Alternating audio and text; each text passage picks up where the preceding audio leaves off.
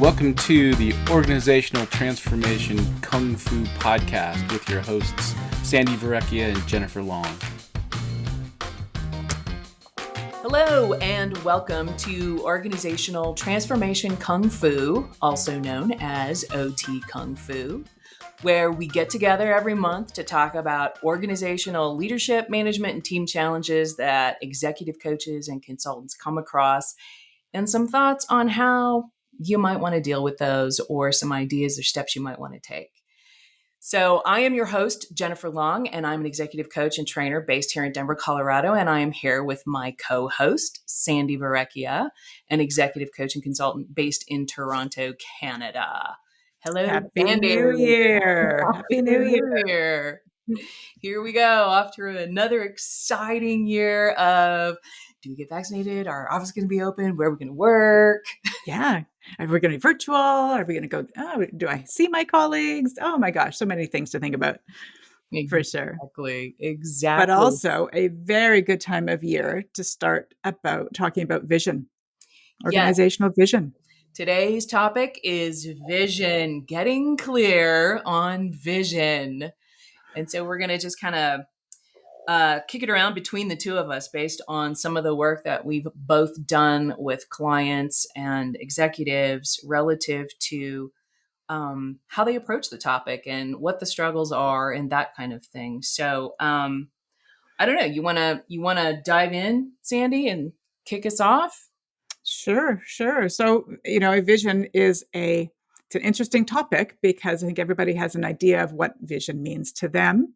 And organizations. And I think one of the things that I find is that definitely without a clear vision, you don't get alignment through an organization. You don't get the excitement of where you're taking an organization if you're not clear on what that vision is and clear and able to articulate it well so that people can say, I get that. I see that. I see how my job connects to that. Right. And the seeing is the big part. And this is, I think, part of the most difficult work. It's called a vision because it's really about what you see in the future. Mm-hmm. And for people to be able to really have a clear sight. And when I say people, right, leaders, executives, what is the clear sight of what we're aspiring to be, to become, to do, right? It's the loftiest of all of the mission, vision, purpose, goals, strategy, collective that all sort of get bundled up together as part of what you do as a leader. Yeah, absolutely. And I think the point about the vision is, it's that big, hairy, audacious goal. And many leadership teams are somewhat short-sighted in terms of trying to figure out what that vision is. So they can see what's out there 2 years or 3 years. But a vision, it's out there. We're talking 15 years. You may never attain it, but it needs to be, again, that BHAG where people say, wow, we're really striving for something bigger than where we are today. Right. And why do you think people struggle with this? I mean, I come from a creative background. So for me, the vision thing is the most exciting thing because it's the most obvious thing. But I find that so many people at the professional level who are working in a business struggle to do something that's big enough, exciting enough. They don't feel comfortable in this arena. They want to, I was in a vision session at the end of last year, and there was a big push to kind of put it into a statement. Mm-hmm. So talk to me a little bit about how you see the difference between the vision and the vision statement.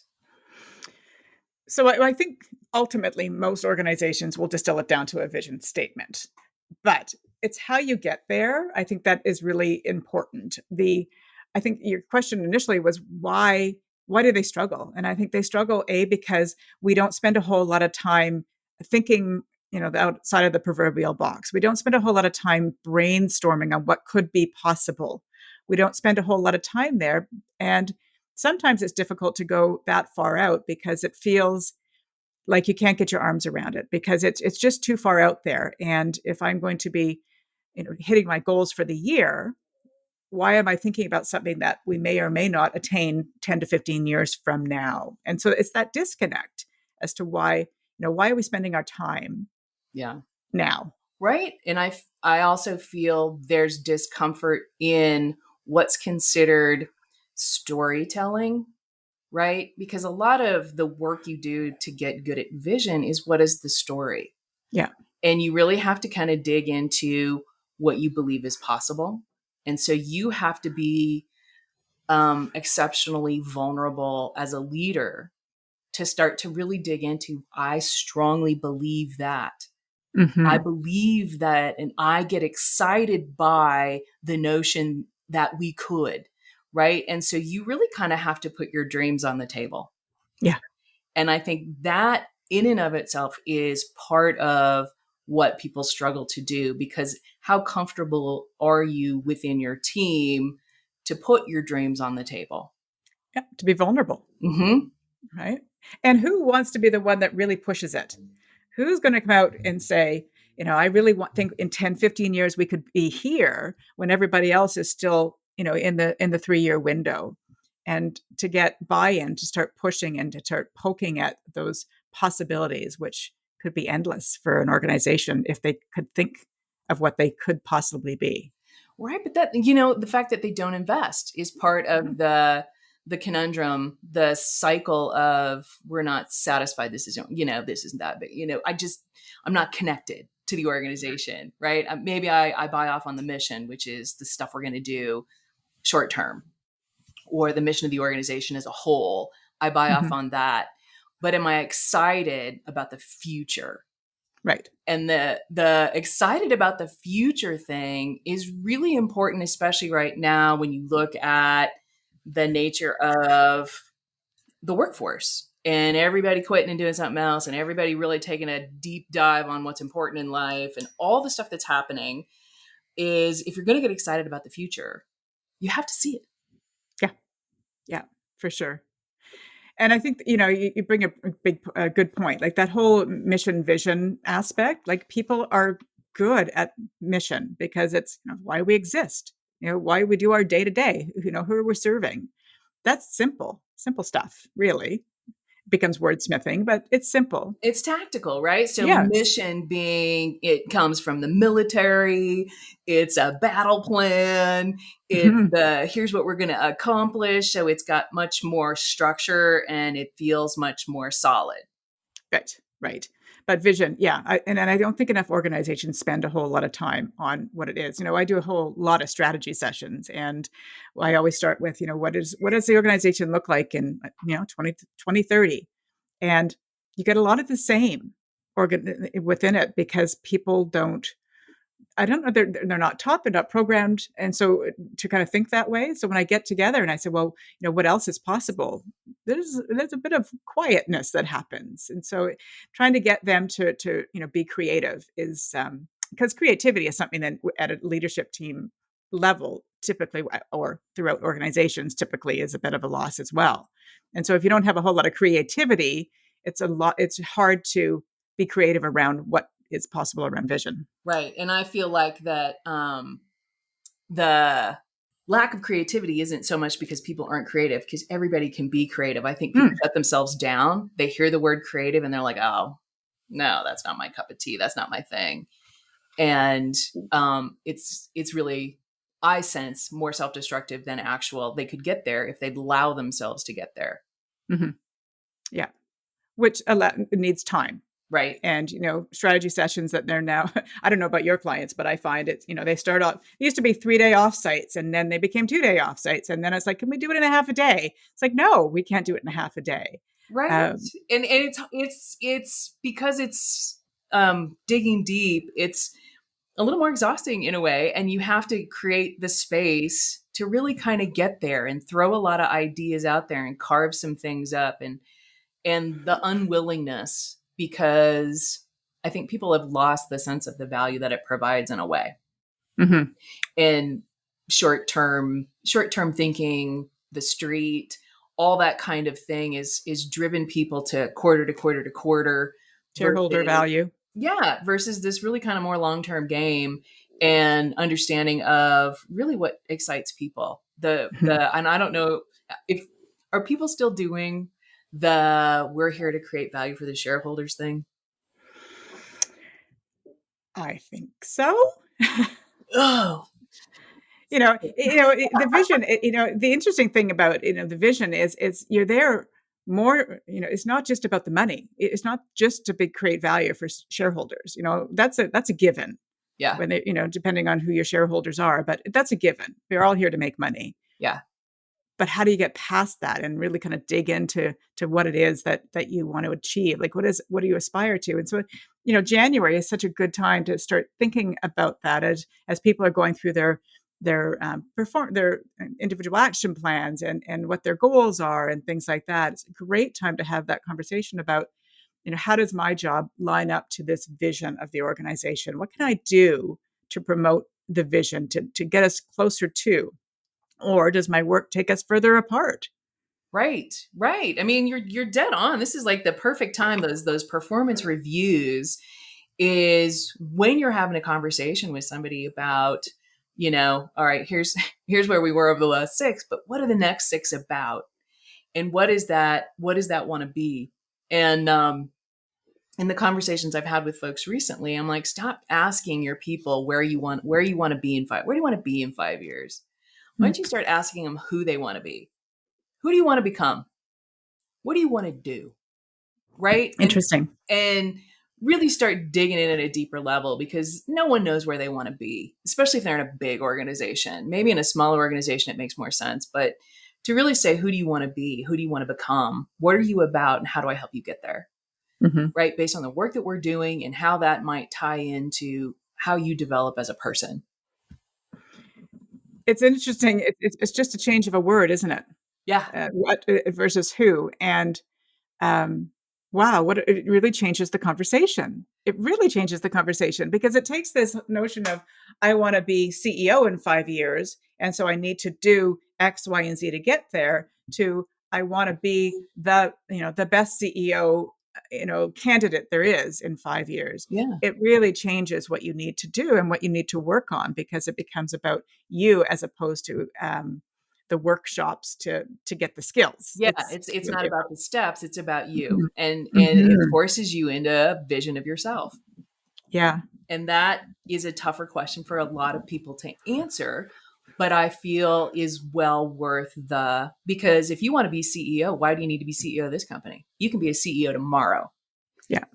Start your own, right? Is it about the CEO, or who do you want to be and why? Mhm. Mhm.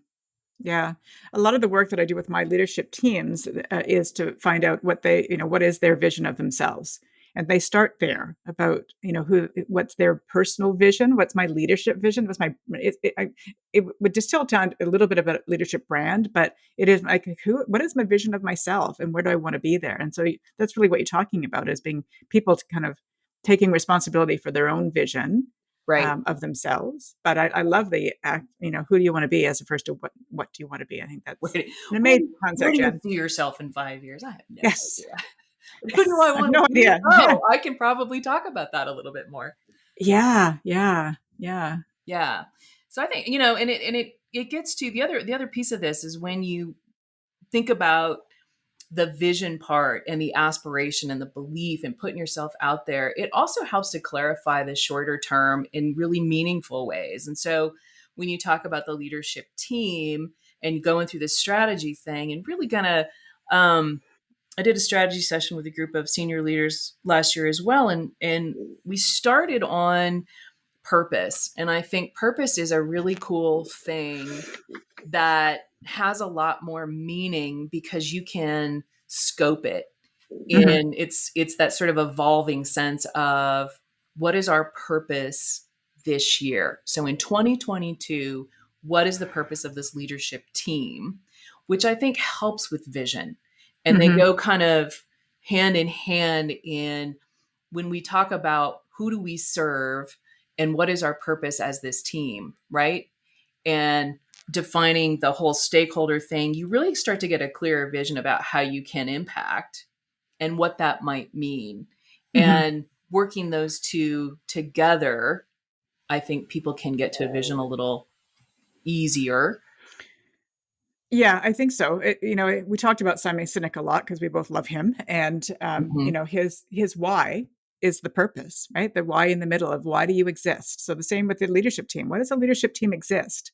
What is the purpose, of us being there? And then the how and the what and all that sort of stuff comes from that. But Right. I think that's kind of bang on in terms of why do we exist? What's our why? Right. What's And our why? the why isn't, we aren't a leadership team because we're running the business, right? Mhm. The purpose defines the team. The team does not define the purpose. Yes, exactly. And the purpose is bigger than the team. And that's when you start to go, is this the right team to serve the purpose? Mm-hmm. And the purpose impacts the vision directly. Right. And right. that's why I find that conversation is so meaningful. And it shifts. It's also easier to think of in terms of time bounding it, right? This is when vision is way out there. Purpose can time bound us for 2022 because we Mm-hmm. are very connected, relevant, right? And then can connect to this thing that we all see. Yeah. And so it's this giant stepping stone. Yes. Yeah. So when you're doing your work with teams and they're talking about their purpose of the team, so why does the team exist? Do you find that they want to put that on a mug as well? Do they want to put it under what? On a mug? So vision statement on a mug, vision statement on a mug. Purpose on a mug? Yeah.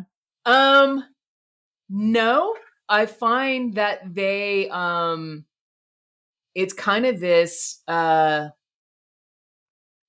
what's a good way to put it? It's kind of this slow burn that drives everything, right? Mm-hmm. Because this is the purpose this year. This is how we're going to do this. Because it's like this thing that you can lean into, that informs the why of this project, the why of who this, and you know what I mean? It just informs a lot of other whys, I guess, in decision making and things of that nature, as opposed to a slogan or a. Yeah. I think the confusion comes in is that mission, vision, purpose, taglines, they almost all get used in different ways. So there used to be mission, vision, values. That's what everybody had, and we'd go through the exercise of creating those. Purpose, the word purpose has really crept in the last number of years, and it's usually done at an organizational level. So what's our purpose? So a lot of times it will replace what the mission was, but some organizations have a mission and a purpose, and so they kind of tease them out a little bit. So the mission is more what the organization does, and the purpose is more why the organization does it. You can mush them together and make it a purpose mission statement. Mm-hmm. But what you're talking about is kind of another layer down of like, what's the purpose of the team in this, right? So there's this. I think why things get so confusing because we use these terms so interchangeably, right, and they serve different elements of it, right?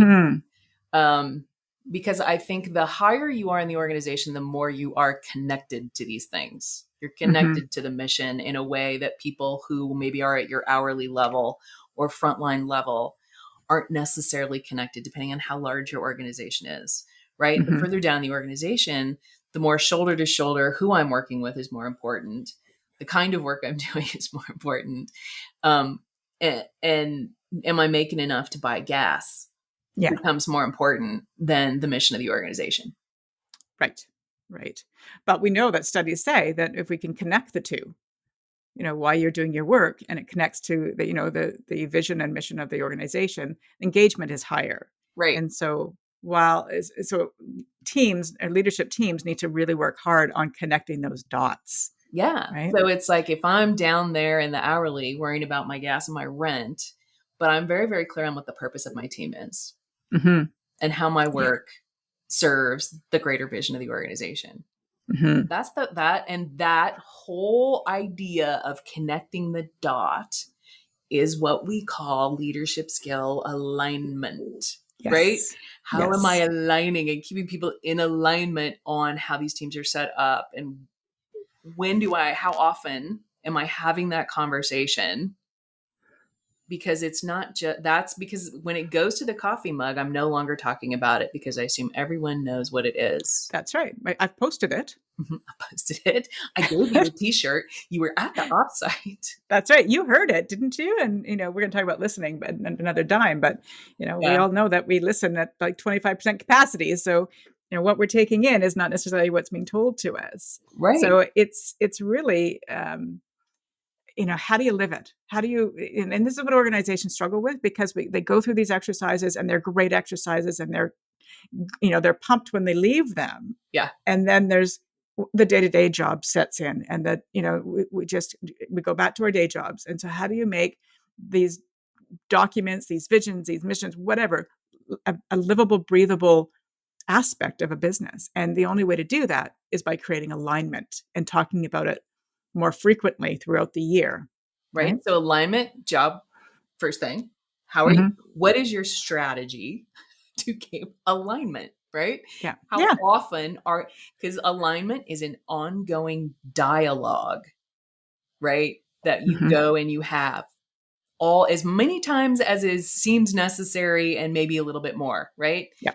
You're going on tour, you're Guns N' Roses, and you're gonna sing Welcome to the Jungle, whether you want it or not.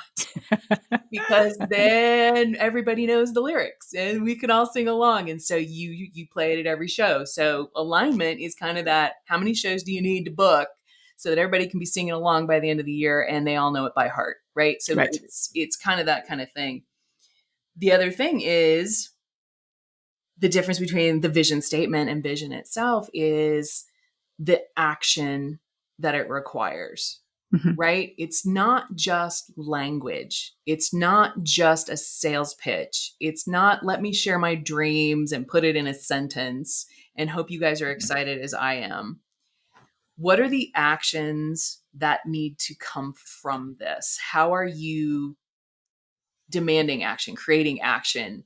All that stuff is like, what is the do of the vision? And that's, we assume people are going to understand, well, we're setting up this thing for that, or we're standing up this organization, or we're,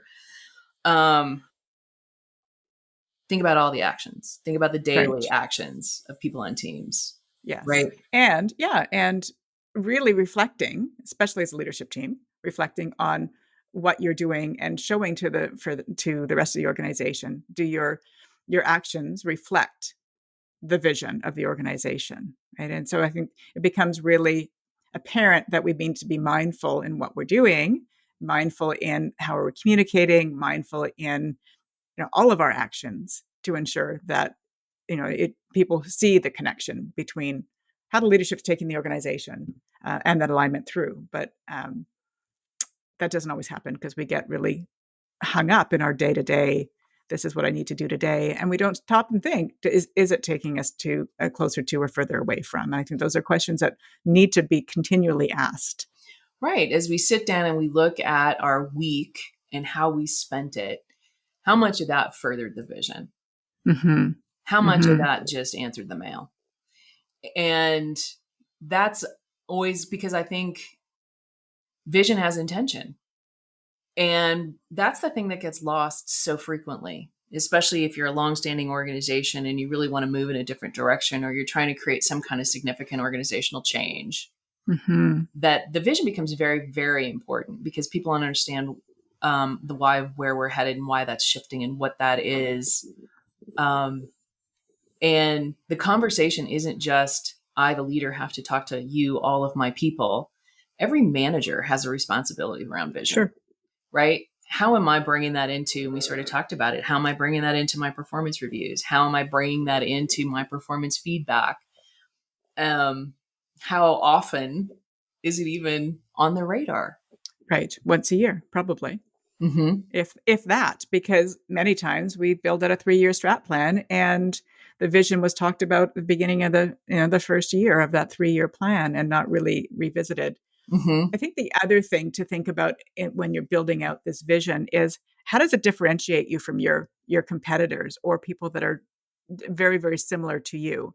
When I go online and look in different industries that I work in and have very similar organizations, their visions essentially are the same. You could cut and paste the vision Yeah. for each one of them. And if you all have the same vision, how do you differentiate yourselves from one another? Right? You've got to be a lot more descriptive. This is more, to me, vision is much more akin to storytelling than it is a statement. If you have a vision statement, your vision isn't clear because you aren't telling the story of the future. And so the hard thing for vision work is if you can see it, describe it to me. What does it feel like? What does it sound like? How does it make everyone, what are the sensory things you can bring into? If it were, I remember directing shows, we have to do these metaphor exercises, right? When you go through and you're going to come up with how your approach to a show is going to be is, if it were a song, what song would it be? If it were a color, what color would it be? Why that color? Describe the senses of that, the sensation of that color and how that applies. It's almost that level of articulation, right? And what makes it unique, right? So when you say set it apart from your competitors, what makes your vision unique to anybody else in the financial services industry? Right. For example. Yeah. Because that's where it comes in, where people can get excited because it is different. So here, you name your main Canadian banks. How is the vision of TD Bank different from the vision of Royal Bank? And you would have your very similar ones in the US, but they're not. They're not overly different. And so I could work at TD one day and then quit and work at Royal Bank tomorrow, and I would feel no different. Right. And so that's where that you're right. It's absolutely about storytelling and being as articulate as you can in I don't know, just in my mind I'm just seeing like a vision board almost, right, where you've got hence those the pieces. why vision boards exist, right? Yeah. Because it's got all of these textures and feelings and images and sounds that come from that put there. And it is those things. It is those things. And I know that sounds like twee, like, oh my God, it's a little craft project, do a vision board. But that helps you hone that stuff in. You don't have to bring your vision board into the boardroom. But if you can describe that vision board in a way that's compelling and exciting and future oriented and has common good, right? All of those kind of earmarks of what makes good vision, then you're off to the races, because that's the stuff that's infectious. That's what makes people want to listen. Why? Oh, I am excited to be a part of this because I can see it too, because you've described it so well. Yes. Yeah. And you know who's great at that? And we interviewed Tony from Roma Moldings. Like his vision is infectious because he lives and breathes it. And he has created a whole entire culture around his vision, organizational vision. And people have bought into it. They've all drunk the Kool-Aid. And he's not afraid, they get it. Right? He's not afraid to talk about it. And he uses very sensory language, and you get he's very animated, right? Personally animated by it. And I think that's a telltale when you're in the room and you're working vision. Who are the people who are the most animated? Because those are the people who are the most excited, because there's something there. If I'm quiet and I'm struggling, I'm not feeling it. And it's that sharing of emotion, right? When I said vulnerability and all that stuff is, I got to get actually excited about something. Right. Which is why this work really requires a facilitator. Yeah. It's a facilitated conversation so that people, if you can read the room, and if people are being quiet, you can tackle it a different way and things like that. So, and you need 100% participation, and you can't facilitate and participate at the same time. No. And so, especially in this kind of work, because it really kind of is all out. And I do think, as a facilitator in this kind of work, the hardest thing is when you've got people in the room who hold back, who just hold back. Yeah. And even though you can say, I feel like you're holding back, I know there's some thoughts in there, they they just don't go there. They just are Mm-hmm. it's so uncomfortable, or maybe they, I can't see it. And it's hard for Yes. them to say, I don't see it. Or there's an elephant in the room that we haven't got past in order for allow them to open up, to be vulnerable, right? Something's happened in the past. And so there's lots of different avenues to explore why people are more quiet. But I think, a skilled facilitator will help you get there for sure. For sure. So Right. what's our takeaway, Jen? What do we want our listeners to take away?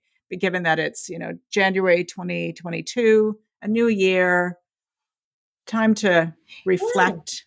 Yeah. Time to kind of really go, what is and even if you start with, it's hard to see way far out there, but what do you see, right? You've Mm-hmm. got a really volatile landscape in terms of the work of really kind Yeah. of, and it's self-reflective, right? It starts there, and then you got to be able to bring your homework to the team. Mm-hmm. If you're going to do this as a leadership team, For sure. is what do I see, and what am I really excited about the next couple of years? What do I see that's possible, that I really believe, right, is going to put some fire into the organization, into who I am as a leader, Mm-hmm. and the what's unique about that relative to where we are positioned, right? So there's the self-reflective, think, Yeah. deep dive on your own, create space to do that as homework to come in, Mm-hmm. and then be prepared to work with others, and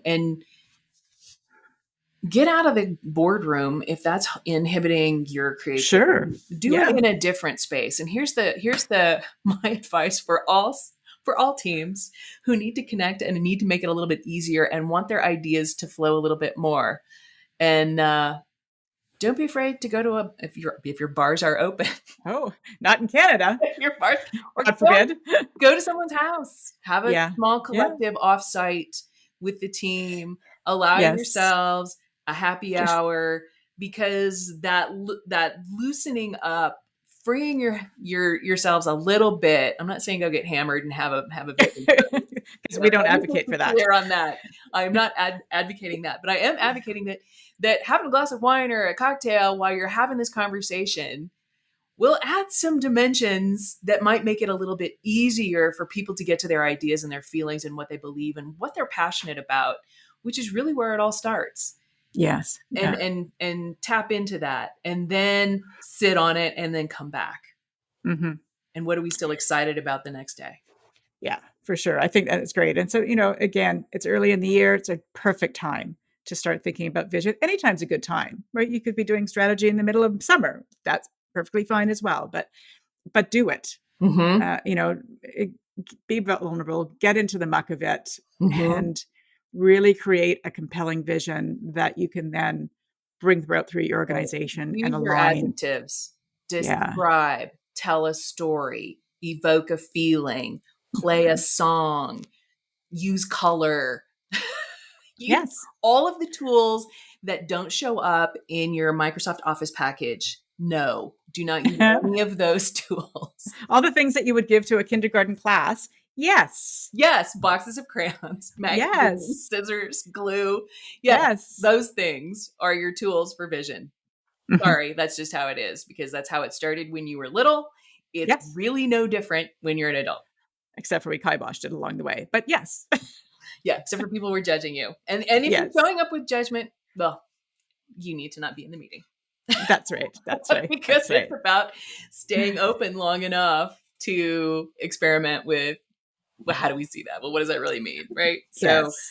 Yes. um, Warm up exercises on what creativity is and how does it play out. And, we do a fun exercise sometimes, just giving them kitchen instruments and say, give all the top 10, all the things you could do with this. So avocado peeler things. You ever seen one of those? Most people don't know what they are. yeah. Especially the men in the room. It's like, what can you do with this avocado thing? And it's wow, you can come up with a whole lot of creative things to do with an avocado thing. Right. So Right. Yeah. Get over yeah. yourself. Everybody is creative. Yes. Everybody, hands So allow down. space. Stop Space. judging yourself. Stop giving the internal monologue of that's stupid. No one will care if I say that. You got to let that stuff go. Absolutely. Absolutely. And spend time on vision. Excellent. All right. Well, hopefully that was helpful information for everyone in the podcast. And so, I'm gonna do a wrap. Are we wrapping? We're wrapped. We're wrapping. All right. So, thank everybody. I want to thank everybody for their time today. We appreciate all of you for listening and downloading the podcast. If you like our podcast, please share it with your friends and your colleagues. Post your comments below. We'd love to hear from you. And if you like the podcast, please take time to give us a rating on whatever platform you get your podcast. Awesome. And we look forward to talking to you again soon. All right. Thanks, everyone. Bye. Bye, Jen. Thank you for listening, and please visit Sandy's website at satoriconsultinginc.ca. That's SATORI consultinginc.ca, and Jen's website at managementpossible.com. Thanks again.